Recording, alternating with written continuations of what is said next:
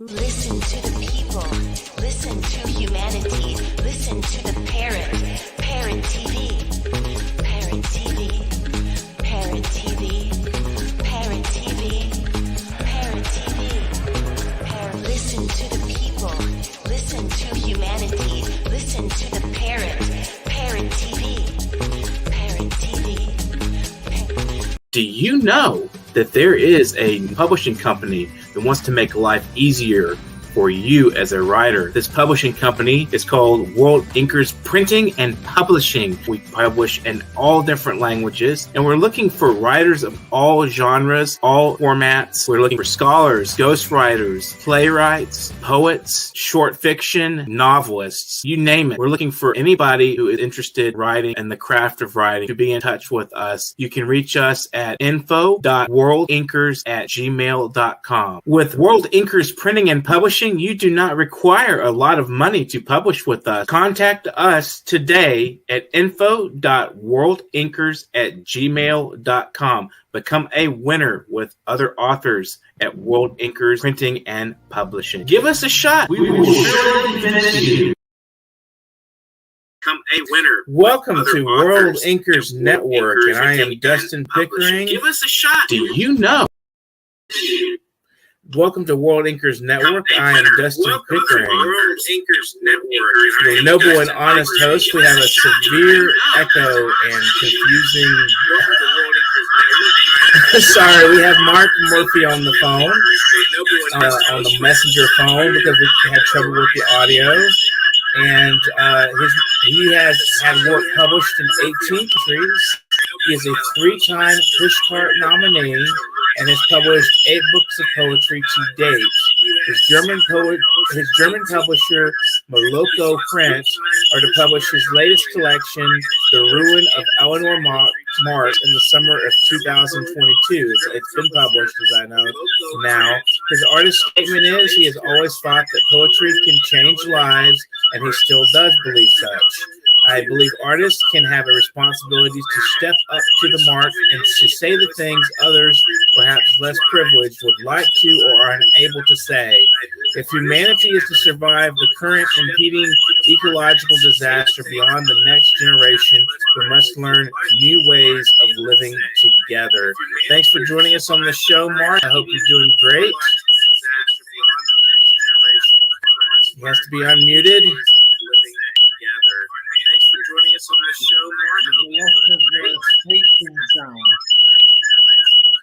We can't hear you. Now there's a lot of extraneous noise, feedback, and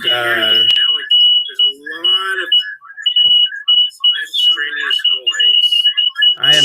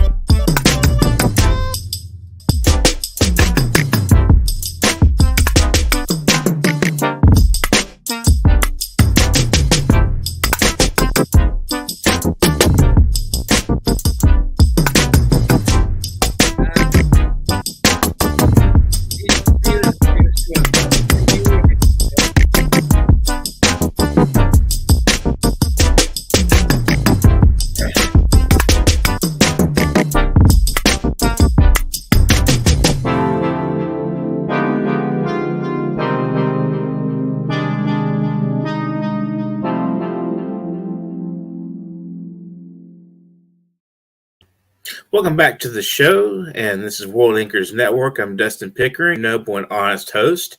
Today we have Mark Murphy. I read his bio earlier, but we had some feedback and some extraneous noise. Mark Murphy has had work published in 18 countries. He is a 3-time Pushcart nominee and has published 8 books of poetry to date. The German publisher Moloko Print is to publish his latest collection, The Ruin of Eleanor Marx, and it has been published as my understanding. And Mark Murphy's artistic statement is he has always thought that poetry can change lives, and he still believes such. He believes artists have a responsibility to step up to the mark and say the things others perhaps less privileged would like to or unable to say. If humanity is to survive the current and impending ecological disaster beyond the next generation, we must learn to new ways of living together. Thanks for joining us on the show today, Mark. Hopefully you can hear me okay. Yes. Great. Excellent. We got this thing working okay. So I don't know what the issue was earlier, but we've got him on the show now. So let's put him on here on the spot. Nice to meet you again, Mark. We had you on the show before, so lucky we could get our thing running. We had a triple echo going on a minute ago. I think it was really confusing. I couldn't talk over it. A little bit of a fun experiment. We had a little noise disaster there. So it's nice to see you again. Tell us a little bit about your new book and what your overall overarching plan of expression is in this new book. Well, it was published in August in Germany, and I've sold out of the present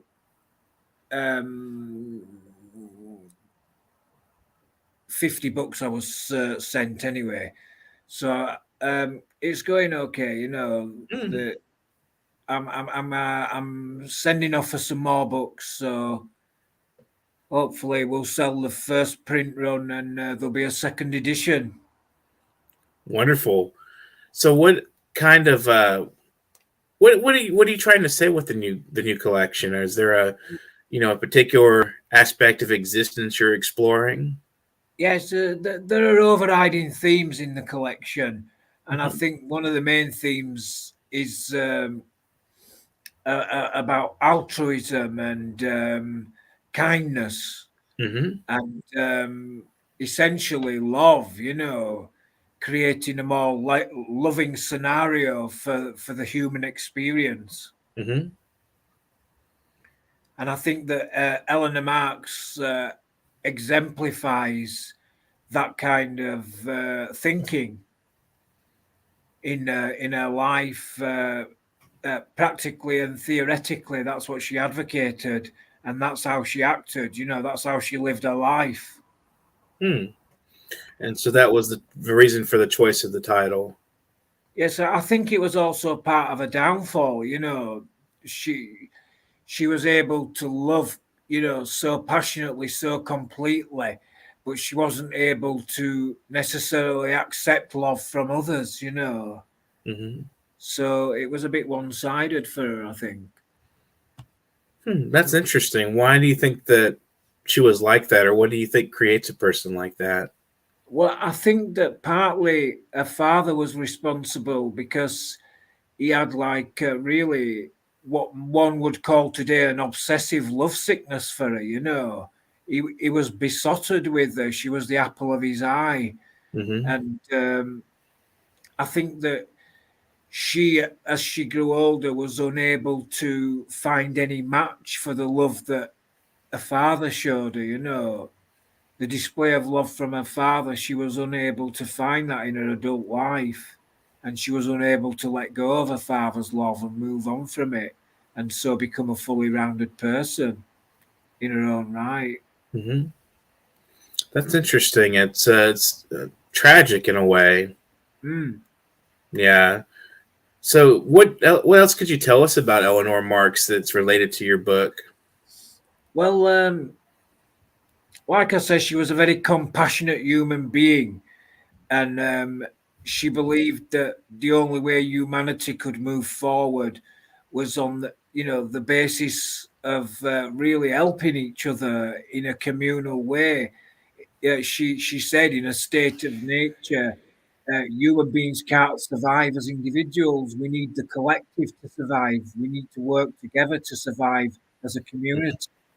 And I think that's what she wanted to take forward into the future, by establishing the kind of society that would,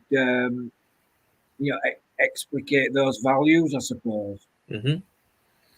So, how would you describe your style, your poetic style in this particular Mm. collection? Has it evolved since your previous collections? Yes, it's more concise, I think. It's more considered, it's more well researched. Stylistically, I've moved away from I, me, mine towards we, us, our. In other words, what I've tried to do is put the reader at the center of the narrative, by using those particular pronouns. I put them right in the meat of the action, and invite them to experience the action for themselves, like as if they were part of it. So the reader becomes sort of a not just an audience member, but an active participant. Yes, definitely. That's They interesting. almost become creators in their own rights, Hmm. just by uh,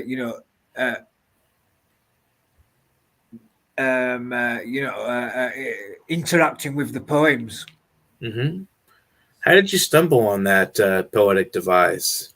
I have no idea really. I think it's because more to do with Eleanor's character. She was a firm believer in the precepts of the Paris Commune, Hmm. and humanity working together towards a common goal. The common goal being freedom from alienation, uh, true liberty, individuality. The true expression Hmm. of human nature. The pinnacle of human nature being the truest expression of one's individuality, far from uniformity, which in fact, capitalism and technology, the culture industry in our society imposes on individuals. Eleanor wanted to create a society whereby individuality would flourish in each and every individual. It seems like it was Marx's ambition as well. Yeah, yeah, yeah. Karl Well, Marx. she was her father's greatest disciple, really, after Engels. Hmm. Well, Engels was more a collaborator and disciple, but Eleanor, of course, was educated at her father's knee from age of about 3 years old, up until she was about 13 or 14, and Marx imparted all his knowledge to Eleanor, and she became the the greatest fighter and activist for Marxism in latter half of the 19th century. It's interesting. What drew you to this line of thinking originally, and why did it become part of your poetics rather than just maybe writing like essays or missives of Yeah, pamphlets, yeah. that kind of thing? Well, because I see it as my the culmination of my life experience. I was a Marxist activist in the movement for 25 years.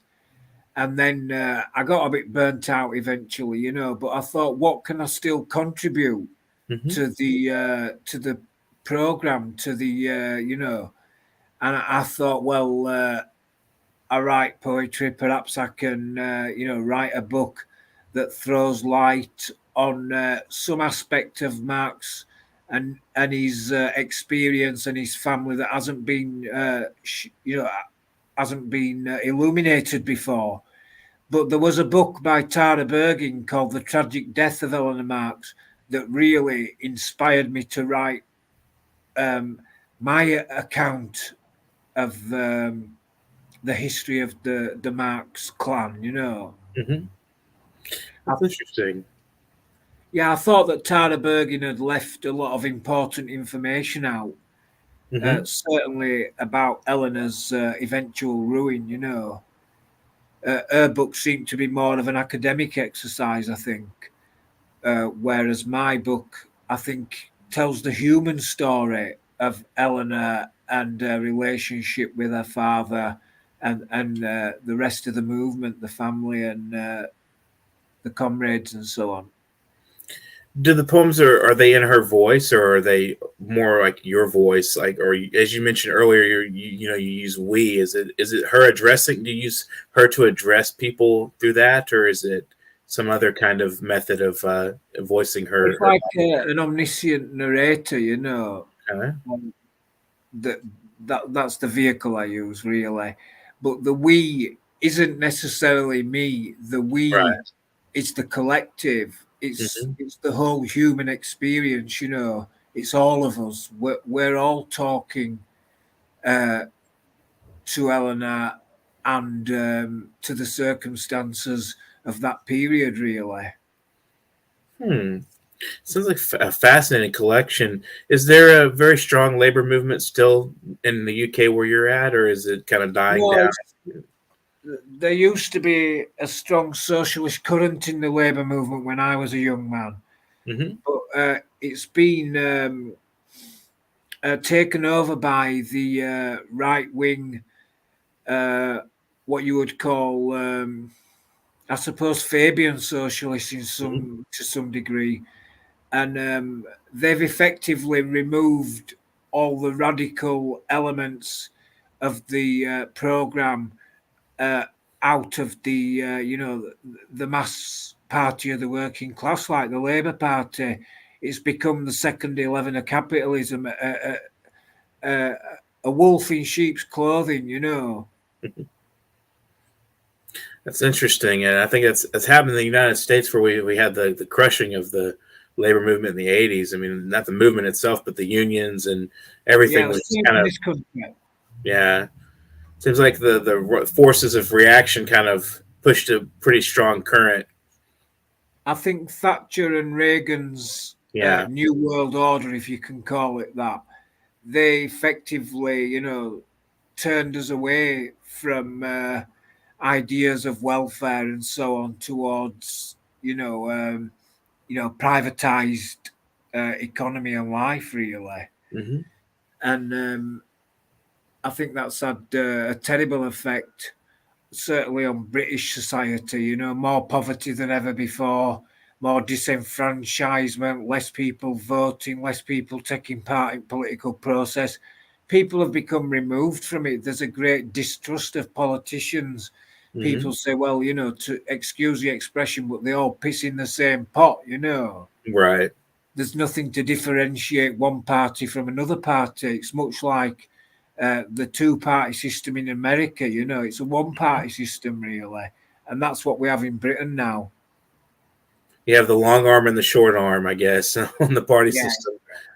So why do you feel it's still necessary to, and what gives you the strength to continue, pushing these ideals into the current? because we're racing towards destruction. Chomsky calls it wrecked, really existing capitalism. He says it's inbuilt into nature and system, this rush towards self-destruction.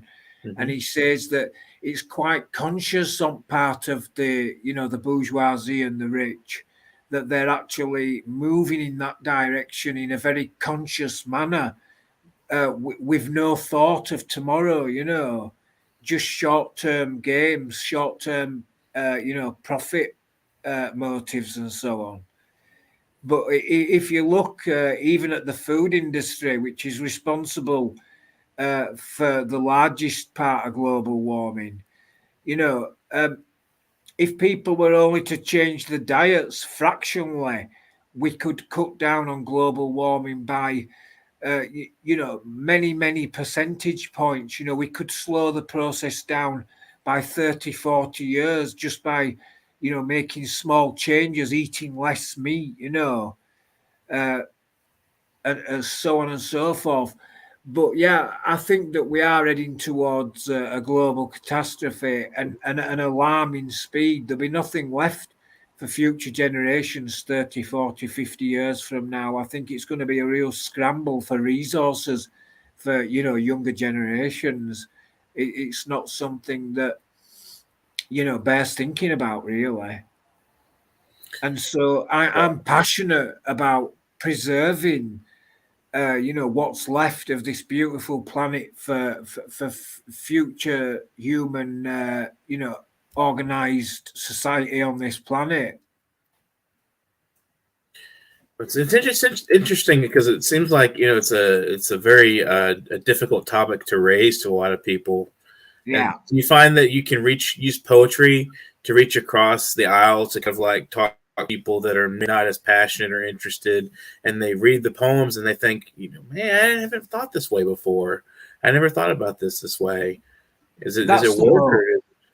That's the hope of the poems. I've had some very positive responses, the poetry, really does, present things in a new light for people, and put these ideas on the agenda, on the poetic agenda, because I think that every act in life is political, in virtue of living in a political system where the economic superstructure dictates everything. We can't get away with it. Lifting a pint of beer, that's a political act. And so I'm not saying that poetry has to be necessarily political, far from it. It can still contain all the music and all the, metaphor and beauty and stylistic considerations. But I think that poetry without meaning is ultimately vacuous. And so, I guess, I've got an agenda, which is to open people's eyes, essentially. Well, good luck with it. I think it's an interesting way of presenting bringing a kind of a 19th century figure into the 21st century to deal with 21st century problems. I mean, that's a pretty interesting task. What kind of challenges did you face in sort of bringing that life back into the contemporary world? Well, to some degree, all talk of socialism has been discredited by the, ascendancy of the liberal bourgeois ideology, if you can call it that, and the degeneration of the, the ex-Soviet Union and so on and so forth. It's bastardized the idea of socialism for, hundreds of millions of people across the planet, really. And so what I'm trying to do is rehabilitate those ideas that were so close to Eleanor's heart and close to her father's heart, And I think that that's a noble task. Well, we're going to take a brief break, and we'll come back and listen to some of your poetry and enjoy this break. Are you curious about financial? In a world where the quality of information available to poorer communities is doctored, tainted, and sometimes regressive, where the words fake news have come to mean other people's opinions, it is vital to rely on news platforms with journalists who have feet on the ground and can report the truth. New York PARROT, a New York-based national and global news outlet, is changing the narratives of media operations. We focus on the news that matters, like self-empowerment, entrepreneurship, finances, health, security, politics, and more. We strive to curb violence, racial and economic discrimination, and to promote peace and socio-economic development of multiculturally diverse world. As we give voice to the people, we also give your business a voice and make it heard. Get your products and services off the ground by advertising on our fast-growing platform.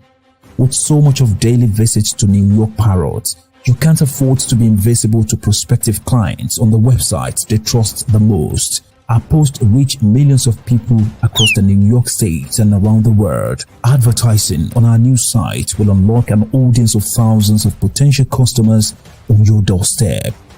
New York PARROT is born to prosperously speak tomorrow for the voiceless.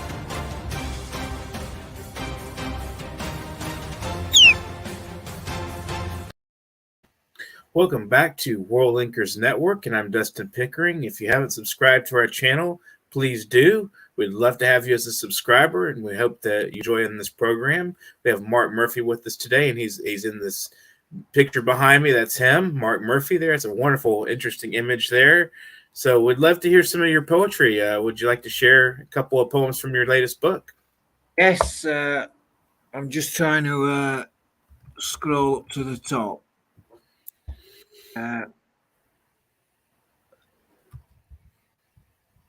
This poem is called The Tenants of Dean Street, and this is the first address that the Marx family lived at when they first moved to London from Brussels. And it was a tiny 2-bedroom attic in a tenement building in Soho. And I've dedicated it to 3 of the children that died of childhood diseases, Colonel Mush, Guido and Francisca. The Tenants of Dean Street. The little box holds many secrets. Eleanor places 3 black roses into the little box, takes out cradle and coffin. She places 3 wishes into the little box, takes out 3 dolls and nurses them. The little box holds many secrets. She places December's moon into the little box, takes out the long winter nights. She places a Christmas tree into the little box, takes out 2 drums and a trumpet. The little box holds many secrets. She places Madame Bovary into the little box, takes out arsenic and romantic malady. She places her father's shadow into the little box, takes out another reason for living. The little box holds many secrets. Interesting. I like the symbolism of the box. Fascinating. Yeah. Where did you get that image from? Where did you pull that from? Well, basically, the back-to-back terraces in the slums in Soho, they just seem to me to present as little boxes, really, where life was eked out in some kind of alienating way, and the propositions in the Tenants of Dean Street, they're each one is autobiographical, to the life of the family. It's quite interesting. Would you like to read another poem? Yeah. All right. This one's called Moa's Shadow. Moa's Shadow. Marx's nickname to his family was Moa, which was taken from Othello, because he was a very dark, swarthy, character with great black hair, a lion's mane of black hair and everything, and so they called him the Moor. And this poem is called Moa's Shadow. After Das Kapital is published in 1867, the cumulative effort of 15 years' hard slog, receiving neither critical acclaim nor popular interest, Moore escapes from his study broke and beaten, unable to pay his debts or buy food. This new setback spells misery for all concerned. Above all, the book fails to ignite the masses, who show neither curiosity or concern for book or harbinger of their liberation. A kick in the chops for author, party and family, not least of all Tussie, the apple of her father's eye, the would-be transliterator of the Marx, Engels and a class, already half buried in the round reading room, up to her neck in her father's fictions, dreaming her life on the London stage. Interesting. Very nice. What inspired that poem? Just at the beginning. I wondered what progressed in the progression of the poem. Yeah. It was the the stark failure of capital, you know, this great work to actually, you know, have any kind of like ripple effect on the society of the timeline. I found it quite sad and peculiar in some sense that Marx spent his entire life writing it and wasn't able to, like, you know, benefit, you know, either financially, ideologically, or in any other way from the publication in Britain of the book. It reminds me of a lot of poets out there. We spend so much time, working on our Yeah, work and putting it out there, and it doesn't really seem to bear anything for us. And it's just a passionate thing, and it's the ability to transform life, maybe in the future, even, at some point, we can like influence people to think differently yeah, ahead of our, generations, and leave it. I mean, obviously, Das Kapital is still influential. I mean, he's one of the most quoted scholars, one of the most quoted oh, books.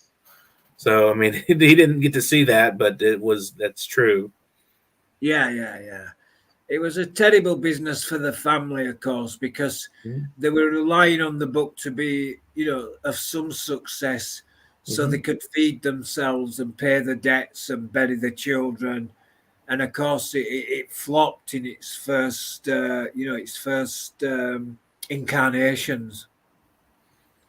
It Right. wasn't until, you know, long after Marx was dead that uh, it started to become, widely read. Would you like to read a third poem? Yes.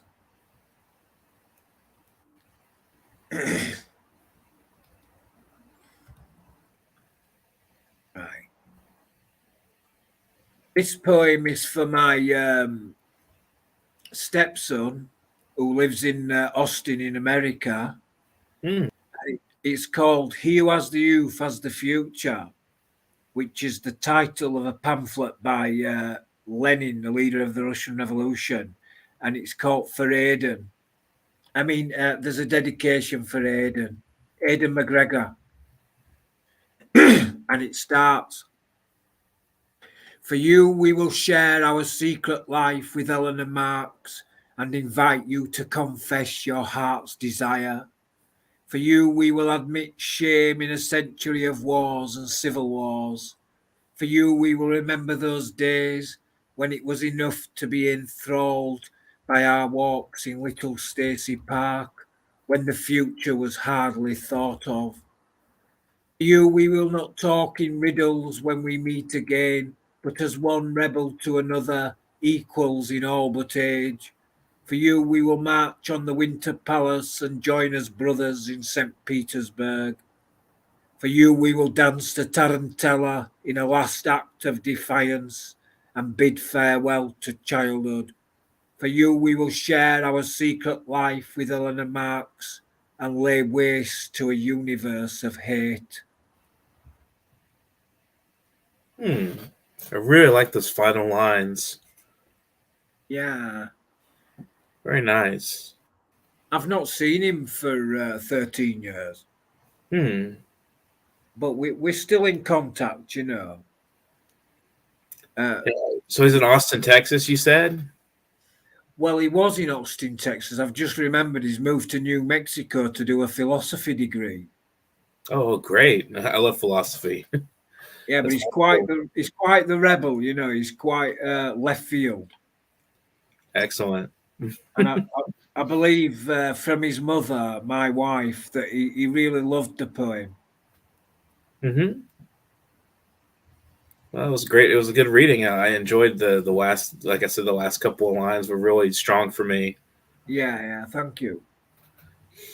So what's next in your fires? Do you have another book coming up Well, planned? I've written another book, Dustin, Mm-hmm. in the last 9 months, and it's called Going Home. And really, it's a coming to terms with my childhood and my young life, my young adult life, and coming to terms with my estrangement from my family and so on and so forth. Mm-hmm. And I'm not sure when it's going to be published, probably a year or so into the future. But it's about 100 pages thus far. And it's quite a stark examination of those things, you know. Mm-hmm. It's a real coming to terms with what went before. Wow. So it's sort of like it's a personal exploration, like you're kind of expunging the demons. Yes, but I'm still using we, us, our rather than I, me, mine. But in a different sense, you know, to the Eleanor Marx book. This time it's more like, as an example, well, it's difficult to give an example without getting one of the poems up, and that'd be difficult at the moment. But certainly, I've done away with the I, me, my narrative. I did away with it some years ago. I think 2017 was the year I stopped using those particular pronouns.